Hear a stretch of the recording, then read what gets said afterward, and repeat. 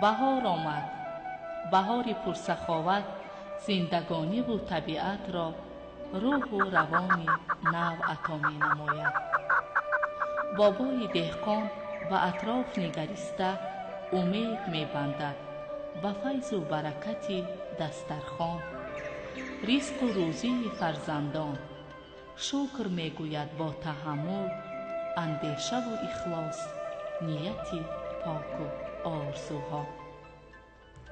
بهار هر سال می آید، ولی طبیعتش این است که ما انسانها را هرگز ترک نمی گوید و از خود در همه جا نقشه و نشانی می گذارد.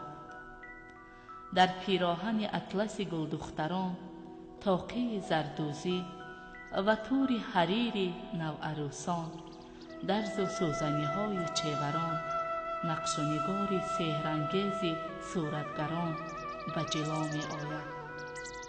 ای آدمان، بهار فرا آمده است.